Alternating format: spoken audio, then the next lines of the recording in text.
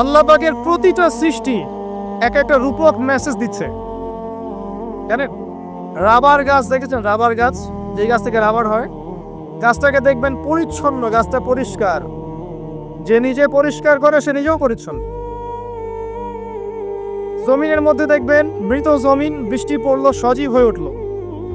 সবুজ ধান ক্ষেত, এই সবুজ ধান ক্ষেতটা আপনার যৌবন, আস্তে আস্তে ফসল হবে। এই ফসল হওয়ার টাইমটা হচ্ছে আপনার পৌরত্ব। এরপরে ফসলটা কেটে ফেলা হবে। এই ফসলটা আপনার ভালো কাজ, আমলে সালেহ, এটাকে রেখে দেওয়া হবে। বাকিটাকে হলুদ বর্ণের যে খড়কুটা, এটাকে জ্বালিয়ে দেওয়া হবে। এই যে ধান গজালো, একটা সিজন গেল, এর মধ্যে আপনার দুনিয়ার জীবনের হায়াতের রূপকথা আছে। জি, পাহাড়কে দেখেন, পাহাড় বিশালতা নিয়ে দাঁড়িয়ে থাকে। ওর গায়ে যতই ঢিল মারেন, লাথি মারেন, সমালোচনা করেন, সে নড়বে না তার জায়গা থেকে। থাকবে, সে ওর জায়গায় স্থির থাকবে, কিন্তু সে শান্ত থাকে, সে চিল্লাফাল্লা করে না। তাই যারা সাহসী বীর, তারা বেশি কথা বলে না, শান্ত থাকে। যারা পাহাড়ের মতো দৃঢ়, ওরা বেশি কথা বলে না। সাগরকে দেখেন, বিশাল সাগর, কক্সবাজারে যান, সাগরকে বিশাল সাগর গর্জন করছে, ভিতরে অনেক সম্পদ, অনেক মাখলুক আছে। আপনি সামনে গিয়ে দাঁড়ান, বিনয়ের সাথে আপনার পা ধুয়ে দিবে, কোনো অহংকার করবে না। প্রতিটা সৃষ্টি আল্লাহ পাকের এক একটা মেসেজ দেয়। ঠিক মেয়ে মানুষও একটা মেসেজ দেয়। কি মেসেজ? আল্লাহ পাক মানুষকে সবচেয়ে সুন্দর করে সৃষ্টি করেছেন, আর মানুষের মধ্যে মেয়েদেরকে সবচেয়ে বেশি সুন্দর করে সৃষ্টি করেছেন। আল্লাহ পাকের সবচেয়ে সুন্দর সৃষ্টি হচ্ছে মেয়েরা, এবং তারা খুব নরম হয়, নরম, প্রজাপতি ধরার মতো। প্রজাপতিকে ধাপ করে ধরতে পারবেন না আপনি। শক্ত করে ধরতে গেলে প্রজাপতি নষ্ট হয়ে যাবে, মরে যাবে। প্রজাপতিকে কোমল ভাবে ধরতে হবে। ঠিক মেয়েদের সামনেও আপনার কোমল থাকতে হবে। বেশি হার্ড হতে যাবেন, শেষ। আমি আপনার গার্লফ্রেন্ডের সামনে কোমল হতে বলি নাই, আপনার ওয়াইফের সামনে হতে বলেছি। কোমল থাকলে আপনি জিতে যাবেন। দেখবেন দুনিয়া চিল্লা ফাল্লা করছে আপনার বাসায়, আপনি চুপচাপ আছেন, পাহাড়ের মতো কোমল আছেন। 5 মিনিট পর দেখবেন নিজেই ঠান্ডা হয়ে এসে বলছে, আচ্ছা সরি, ভুল হয়ে গেছে। আর যদি আপনি চিল্লা ফাল্লার কাউন্টার দিতে যান, তাহলে দেখবেন সুটকেস গোছানো শেষ, বাবার বাড়ি চলে গেছে। ডিল করা খুব ডিফিকাল্ট। এখানে আপনাকে খুবই সবরের পরিচয় দিতে হবে। আল্লাহ পাক বোঝার তৌফিক দান করুন। আর আমরা মা বোনদেরকে রিকোয়েস্ট করব, 4টা মূলনীতি মেনে কাপড় চোপড় পরবেন। আপনার কাপড়টা এমন হবে না যে কাপড়টা পরলেও অঙ্গ প্রত্যঙ্গ দেখা যায়, বোঝা যায়, এমন হবে না।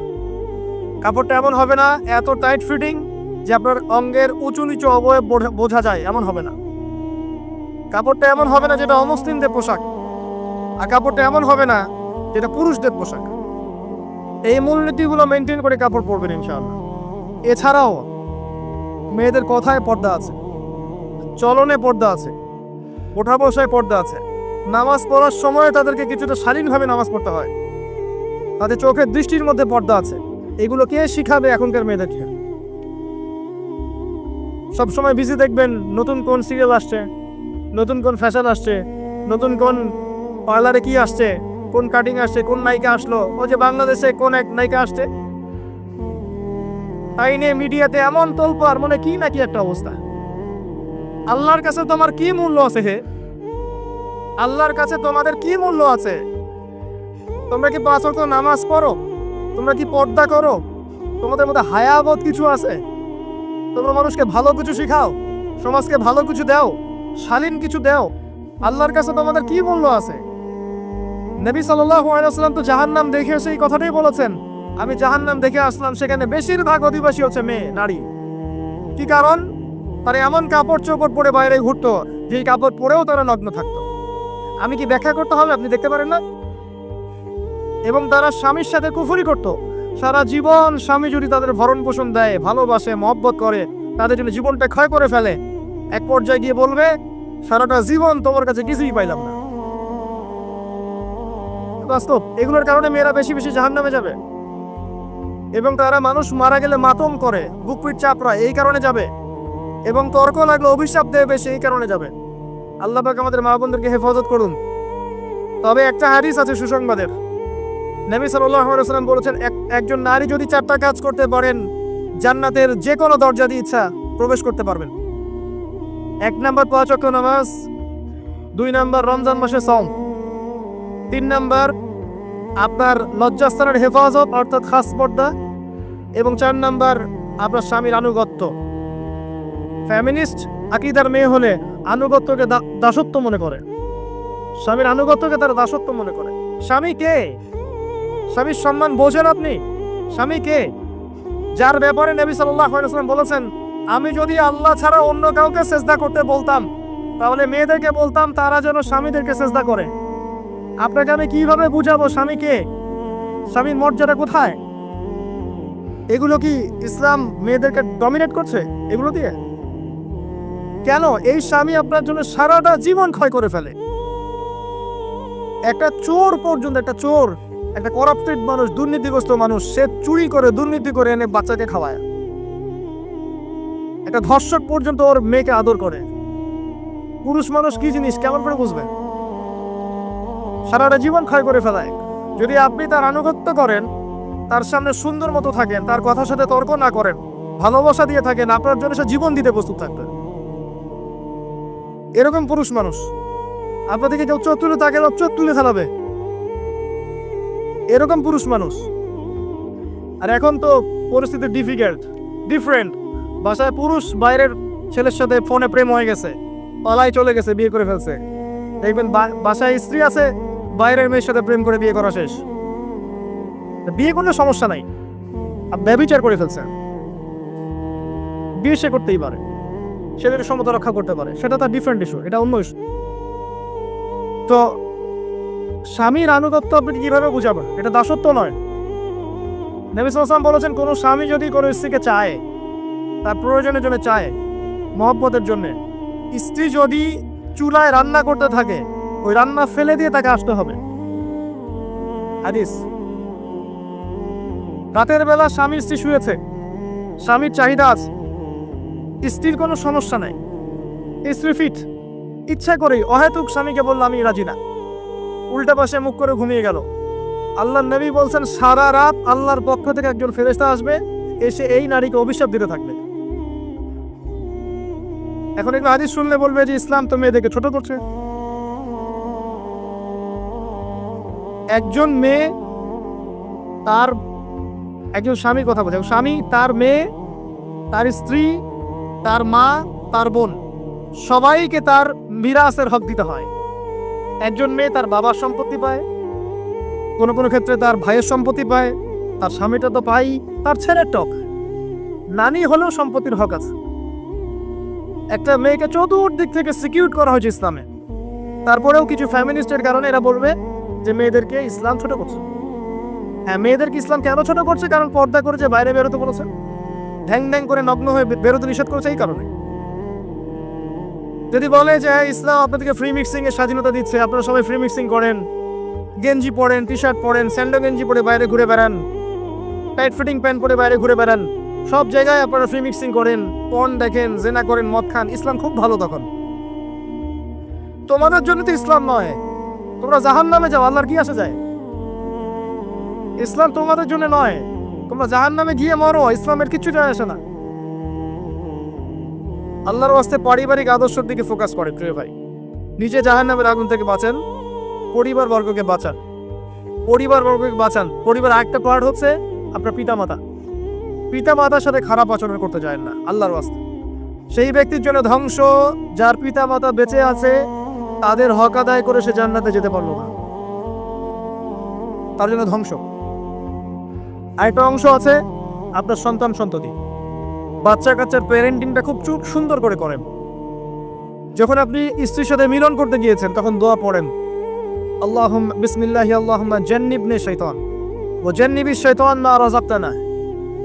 আমার মনে হয় এখনকার জেনারেশন যেগুলো আছে ফাসেক, মাদক সেবন করে, পর্নোগ্রাফিতে আসক্ত, ইয়াবাখোর, স্মাগলিং করছে, চুরি করছে, হাবিজাবি, ধর্ষণ করছে, আমার মনে হয় না তাদের পিতামাতা তাদেরকে জন্ম দেওয়ার সময় দোয়াগুলো পড়েছিল। কারণ পিতামাতা এই দোয়া পড়লে ওই সন্তানকে শয়তান স্পর্শ করতে পারে না। সন্তান হবে, সন্তান ছেলে হোক মেয়ে হোক, আপনার এটা নিয়ে মন খারাপ করার কিছু নাই। একজন কন্যা সন্তানকে লালন পালন করে সৎপাত্রে পাত্রস্থ করলে এই মেয়ে পরকালে আপনার জন্য জাহান্নামের আগুন থেকে ঢাল হয়ে যাবে। যার কাছে দুইজন মেয়ে আছে, দুইটা মেয়েকে সে ভালো করে মানুষ করেছে, নবী সাল্লাল্লাহু আলাইহি ওয়াসাল্লাম বলছেন সে জান্নাতে আমার সাথে এমন করে থাকবে। এইভাবে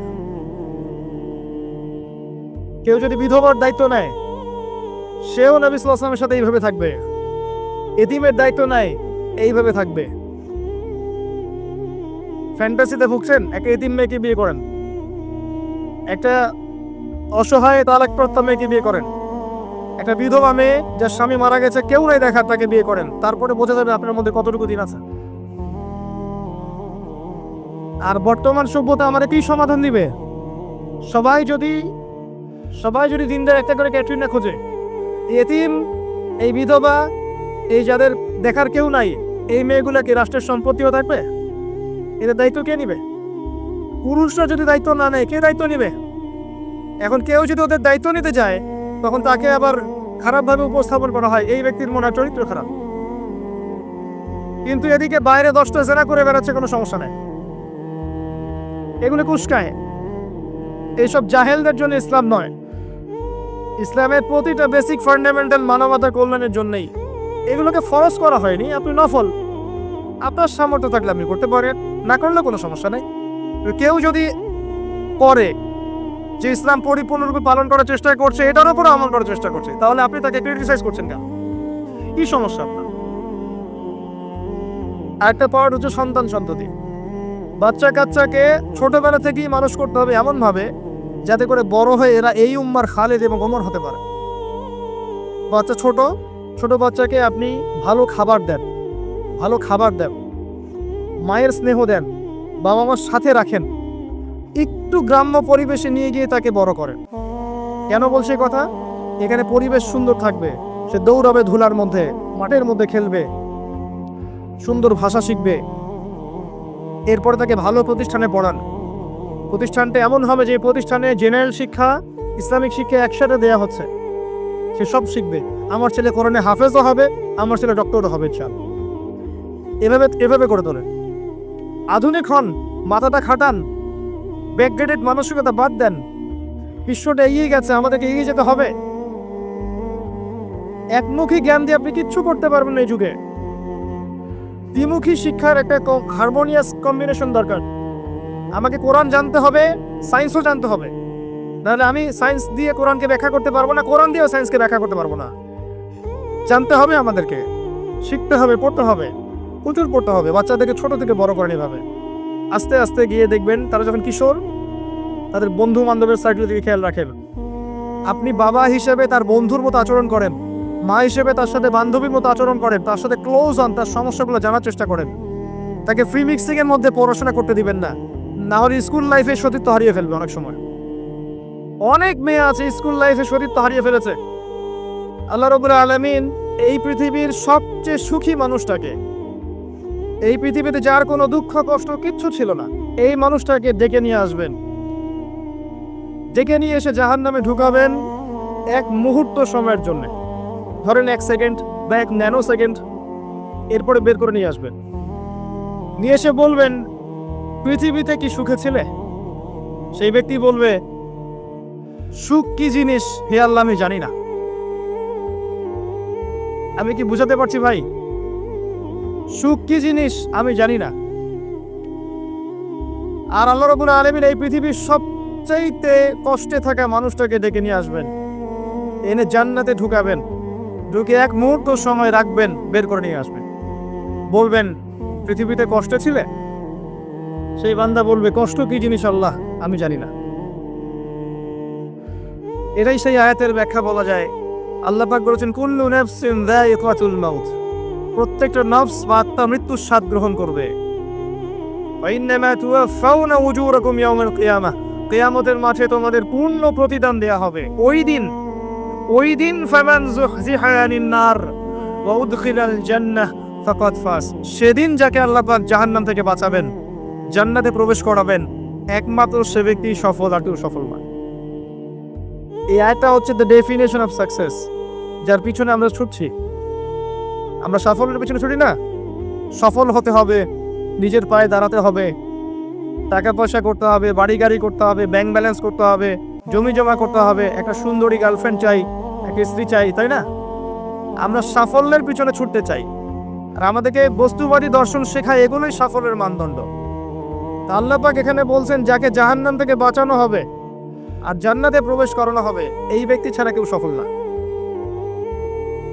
পৃথিবীতে আপনি অনেক বড় নেতা হতে পারেন, ইভেন অনেক বড় আলেমও হতে পারেন, অনেক বড় পলিটিশিয়ান হতে পারেন, অনেক বড় প্রশাসনের কর্মকর্তা হতে পারেন, অনেক বড় ইকোনমিক্স হতে পারেন, কলামিস্ট হতে পারেন, বুদ্ধিজীবী হতে পারেন, হাফেজ হতে পারেন, হু এভার ইউ আর, যদি কিয়ামতের মাঠে আপনি জান্নাতে যেতে না পারেন, আপনি সফল না। আর পৃথিবীতে যে মানুষ মুদির দোকান করছে, ভ্যান চালাচ্ছে, রিক্সা চালাচ্ছে, বারবার সেলুনে কাজ করে, কৃষক কৃষি কাজ করে, যাদেরকে মানুষ চেনেও না, ইমান আছে, 5 ওয়াক্ত নামাজ পড়ে, ছেঁড়া কাপড় পরে থাকে, এত মান মর্যাদা নাই, ভাইরাল না, মানুষ চিনে না, গভীর রাতে তাহাজ্জুদ পড়ে, দেখবেন এই ব্যক্তি যদি কিয়ামতের মাঠে জান্নাতে চলে যায়, এই ব্যক্তি আমার চেয়ে সফল, কোনো সন্দেহ নেই।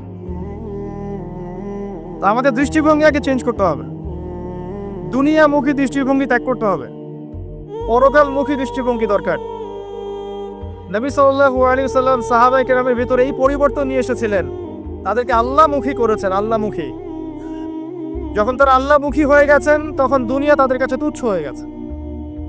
দুনিয়ার কষ্ট সহ্য করে নিয়েছেন, দুনিয়ার ভোগ বিলাস ত্যাগ করে দিয়েছেন, দুনিয়াকে সর্বোচ্চ প্রাধান্য দেননি, হাজত বা প্রয়োজন মনে করেছেন। দুনিয়ার সব কাজ করেছেন শুধু আল্লাহ সন্তুষ্টির জন্য।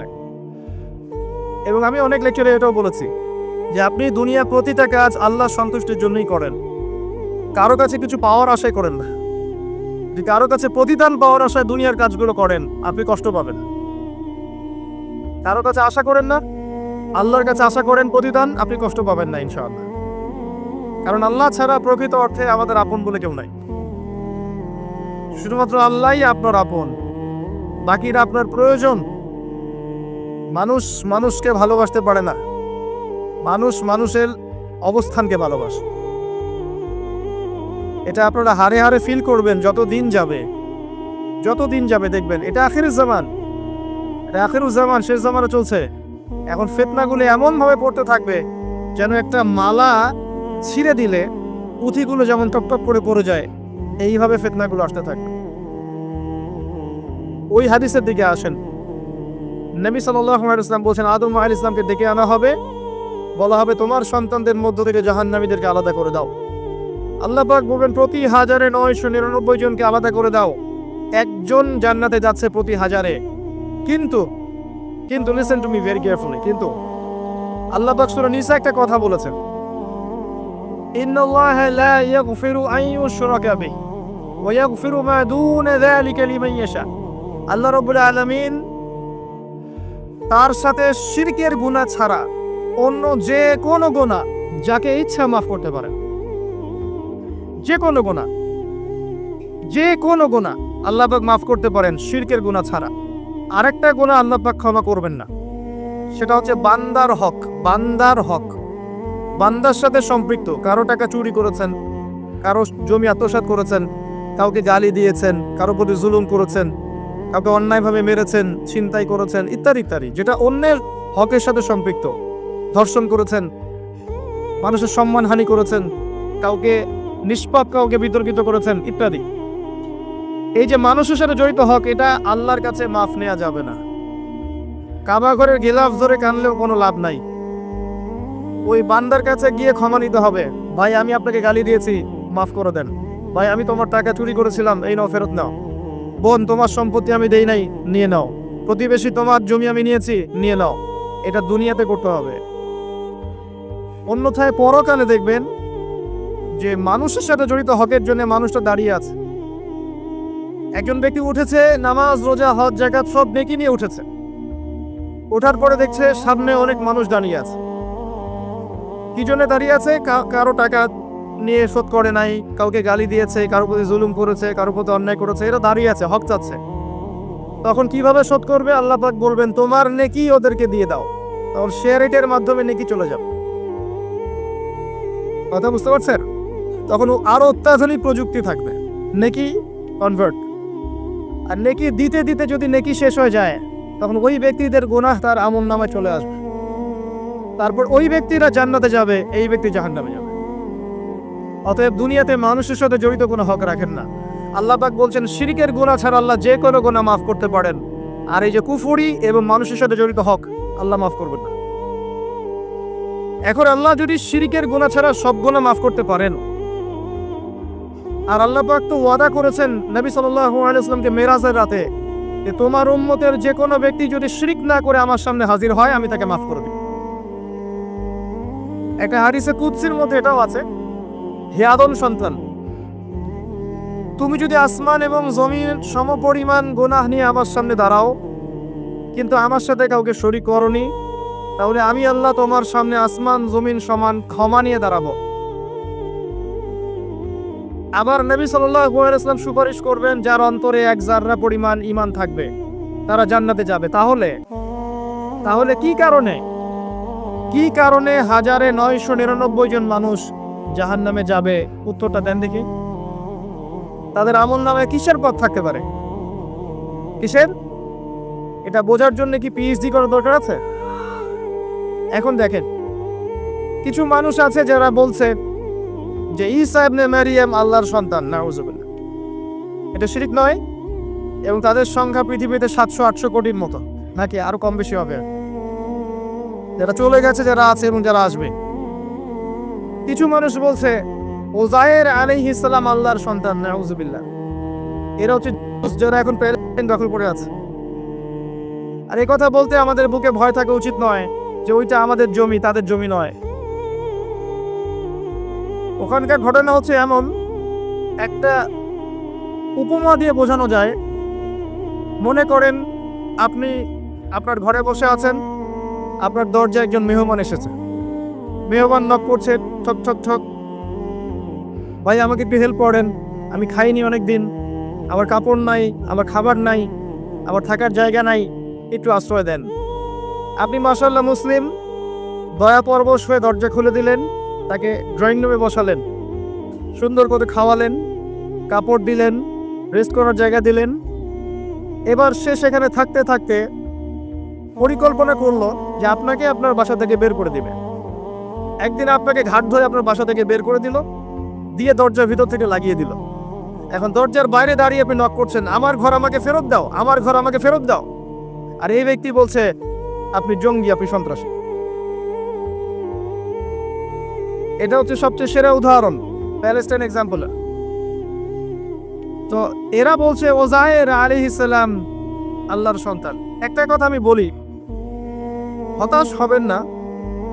ফেরাউন তার দলবল নিয়ে যখন লোহিত সাগরে ধাওয়া করছিল মুসা আলাইহিস সালামকে, আল্লাহ পাক কি করেছেন? আল্লাহ পাক সব সৈন্যকে আগে লোহিত সাগরে এনেছেন, আনার পরে মুসা আলাইহিস সালামকে পার করে দিয়েছেন। তারা যখন মাঝখানে এসেছে তখন আল্লাহ পাক ডুবিয়ে দিয়েছে। ঠিক আছে, আল্লাহ পাক ঠিক একই কাজটা করবেন ইনশাআল্লাহ এই জেরুজালেমে ইনশাআল্লাহ তাআলা। সবাইকে এনেছেন আল্লাহ পাক পৃথিবীর বিভিন্ন জায়গা থেকে। একটা নির্দিষ্ট সময় পর্যন্ত ওরা বিশ্বকে রুল করবে সামনে, একটা নির্দিষ্ট সময় পর্যন্ত এরা বিশ্বকে শাসন করবে সামনে অচিরেই।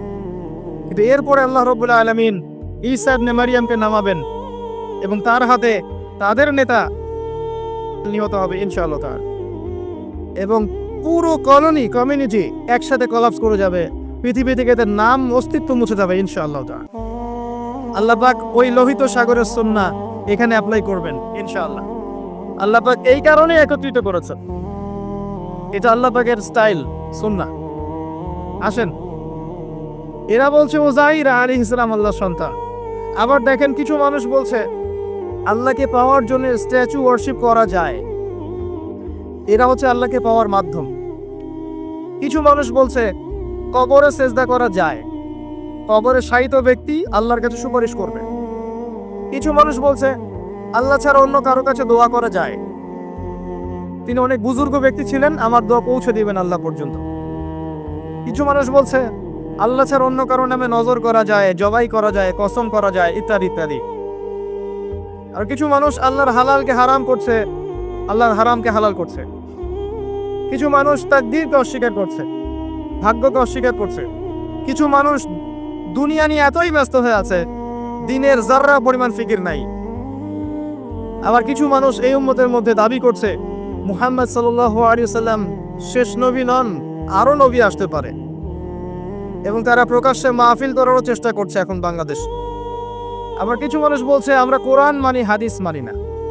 এই যতগুলো কথা আমি বললাম এর প্রত্যেকটাই হচ্ছে শিরক। এই শিরকগুলো হয় তিন ভাবে। চিন্তায় শিরক হয়, কথায় শিরক হয়, এবং কাজে শিরক হয়। চিন্তা, কাজ এবং কথা, আকীদায় শিরক থাকে, আমলে শিরক থাকে, আবার কথাতেও শিরক থাকে। এই শিরকের পাপের কারণে আল্লাহ রাব্বুল আলামিন বেশিরভাগ মানুষকে জাহান্নামে দিবেন, বলেন নাউযুবিল্লাহ। কিন্তু কারো আমলনামায় যদি শিরকের পাপ না থাকে, শিরক থেকে তওবা করে যে কোনো পাপ নিয়ে সে কবরে যায়, 99% সম্ভাবনা আছে এই মানুষকে আল্লাহ পাক মাফ করে দিবেন। তাহলে আমরা আজকে এতটুকু শিখলাম, প্রথমে সবচেয়ে বেশি কেয়ারফুল থাকতে হবে শিরকের ব্যাপারে, সবচেয়ে বেশি কেয়ারফুল থাকতে হবে শিরকের ব্যাপারে এবং বেদাতের ব্যাপারে। এটা কি জিনিস? বেদাত হচ্ছে এমন জিনিস, মানে আমিলা আমালান লাইসা আলাইহি আমরুনা ফাহুয়া রাদ। নবী সাল্লাল্লাহু আলাইহি ওয়াসাল্লাম বলেছেন, কেউ যদি এমন কোনো কাজ করে ইসলামের মধ্যে যেই কাজের পিছনে আমার কোনো দলিল নাই, প্রমাণ নাই, আমার পক্ষ থেকে কোনো আদেশ নাই বা নিষেধ নাই, কোনো হুজ্জত নাই, এটাই বেদাত, প্রত্যাখ্যাত। মানে আপনার প্রতিটা কাজ হতে হবে শুধুমাত্র নবী সাল্লাল্লাহু আলাইহি ওয়াসাল্লামের সুন্নাহ মতো। এই জায়গায় নতুন কোনো পদ্ধতি চালু করলে আপনি বেদাতি হয়ে যাবেন। বেদাতির পরিণতি কি? তার সমস্ত আমলগুলোকে আল্লাহ পাক ধুলো বানিয়ে দিবেন। দলিল সূরা ফুরকান। সবকিছু বলার সময় পাচ্ছি না মাহফিলে। আরো কি? আরো আছে।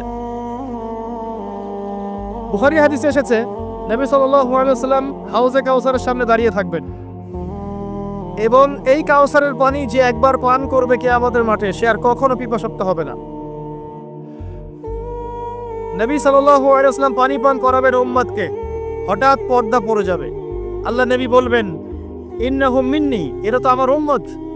পর্দা পড়ে গেল কেন? তাকে জানানো হবে, ইন্নাকা লা তাদরি মা আহদাসা বা'দাক। হে নবী, আপনি জানেন না আপনার মৃত্যুর পর এরা আপনার শরীয়তের মধ্যে কত বেদাত চালু করেছিল। তো বেদাতীদের সম্পর্কে নবী সাল্লাল্লাহু আলাইহি ওয়াসাল্লাম বলবেন, সুহকান সুহকান লিমান গায়্যারা বা'দি, দূর হও যারা আমার দ্বীনের মধ্যে সংযোজন করেছে, দূর হয়ে যাও। নবীজি অভিশাপ দিবেন, নাউযুবিল্লাহ। আরেকটা মারাত্মক বিষয় হচ্ছে, বেদাত করতে থাকলে মানুষ তওবা করে না। একজন চোর তওবা করতে পারে, সে জানে এটা খারাপ কাজ। একজন জেনাকারী তওবা করতে পারে, সে জানে এটা খারাপ। একজন পতিতালয়ের মেয়ে তওবা করতে পারে, সে জানে এটা খারাপ। কিন্তু যে ব্যক্তি ইসলামের কাজ করছে ভালো মনে করে, সে মনে করছে এগুলো কল্যাণের কাজ, ভালো কাজ, সে কখনো তওবা করতে চাইবে না। এই কারণে বেদাতি শেষ পর্যন্ত তওবা করে না।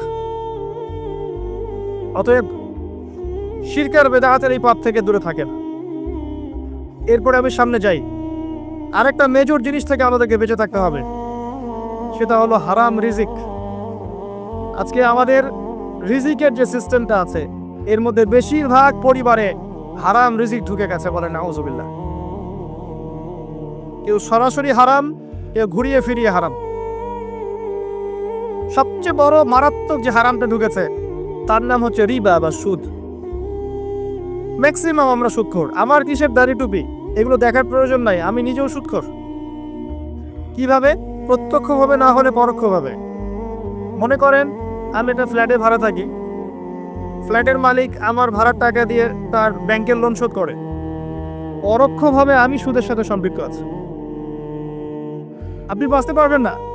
এই জামানা সম্পর্কে নবী সাল্লাল্লাহু আলাইহি ওয়াসাল্লাম বলেছেন, এমন একটা জামানা আসবে যেই জামানায় মানুষ সুদ থেকে বেঁচে থাকতে পারবে না। যে বেঁচে থাকার চেষ্টা করবে তার গায়েও সুদের ছিটা ফোঁটা গিয়ে লাগবে, কোনো সন্দেহ নেই, এটা সেই জামানা। চপচুপচম সব জায়গায় সুদ। আর জানি না এই আয়াতগুলো কোরআনে আছে কি না আদৌ, বা এগুলো মানুষকে শোনানো হয় কি না আদৌ। তা আমি আমার জায়গা থেকে চেষ্টা করছি। আল্লাহ পাক কোরআনে বলেছেন, কে বলেছেন? আল্লাহ বলেছেন। আমি অনুবাদ করছি, আমি জাস্ট অনুবাদক। সূরা বাকারা 279 থেকে পড়া শুরু করেন। আল্লাহ পাক বলছেন, ইয়া আইয়ুহাল্লাযীনা আমানু, হে মুমিনগণ, তুমি যদি মুমিন হয়ে থাকো, হে মুমিনগণ, ইত্তাকুল্লাহ, তোমরা আল্লাহকে ভয় করো। ইত্তাকুল্লাহ, তোমরা আল্লাহকে ভয় করো। ইত্তাকুল্লাহ, তোমরা আল্লাহকে ভয় করো। ওয়াযারু মা বাকিয়া মিনার রিবা, সুদের অবশিষ্ট অংশগুলো ছেড়ে দাও। ইন কুনতুম মুমিনিন, যদি প্রকৃত অর্থে মুমিন হয়ে থাকো। ওয়া ইন লাম তাফআলু, আমি আল্লাহ বলছি তোমরা যদি এটা না করো, ফাযরু বিহারবিন মিনাল্লাহি ওয়া রাসূলিহি, তাহলে আল্লাহ এবং তার রাসূলের সাথে যুদ্ধের ঘোষণা শুনে রাখো। গো হেড, এখন রাস্তা আপনার। আমি অনুবাদ করে শুনিয়ে দিয়েছি, আপনার কান পর্যন্ত পৌঁছে গেছে। এখন decision is yours, path is yours, choose your path. রাস্তা আপনার, আপনি ফিক্স করেন কি করবেন। যদি আপনি সুদ খান 1 নাম্বার, অথবা দেন 2 নাম্বার, 3 আপনি সাক্ষী থাকেন, 4 লিখে রাখেন, আপনি সমান পাপী। এই 4 শ্রেণীর মানুষকে নবী সাল্লাল্লাহু আলাইহি ওয়াসাল্লাম অভিশাপ দিয়েছেন, লানত করেছেন।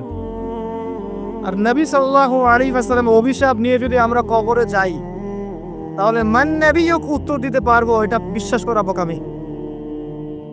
তার অভিশাপ নিয়ে যদি আমরা হাসরের মাঠে উঠি, হাউজে কাউসারের পানি পাবো, প্রত্যাশা করাটা বোকামি হবে। তার অভিশাপ নিয়ে যদি আমরা হাসরের মাঠে উঠি, তাহলে তিনি আমাদের জন্য সুপারিশ করবেন, এটা ভাবা বোকামি হবে। মেরাজের রাতে আল্লাহ রাসূল দেখে এসেছেন, 1 শ্রেণীর মানুষকে রক্তের নদীতে ফেলে মাথা ফাটিয়ে দেয়া হচ্ছে। নবী জিজ্ঞাসা করলেন সাল্লাল্লাহু আলাইহি ওয়াসাল্লাম, এরা কারা হে জিবরাইল?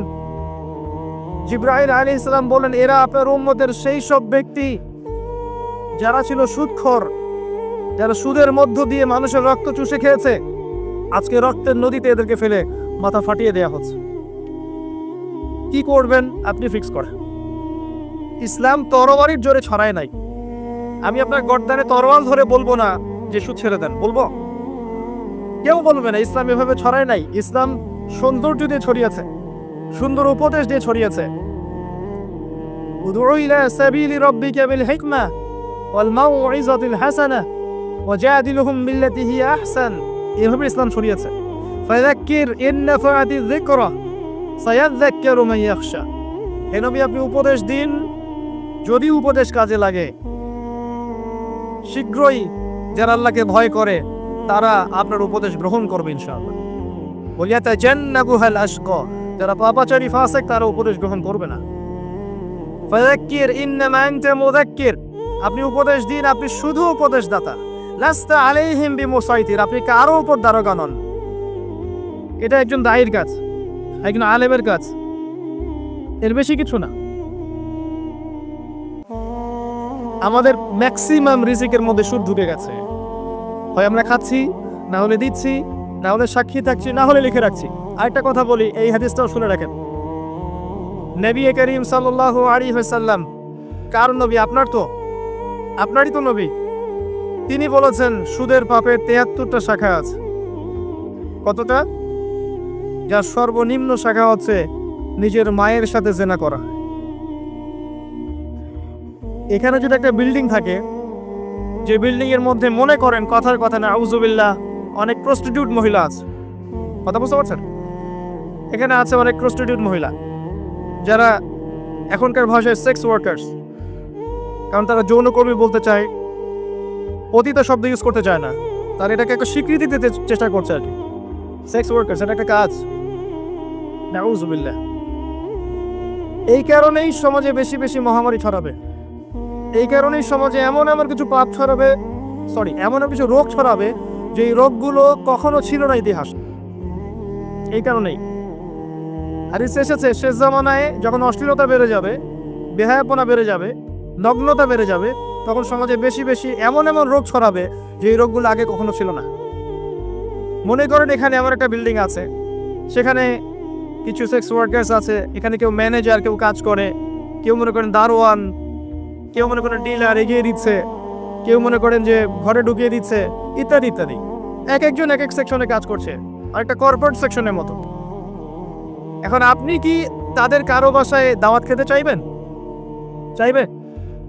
আপনি কি তাদের কারো উপার্জন খেতে চাইবেন?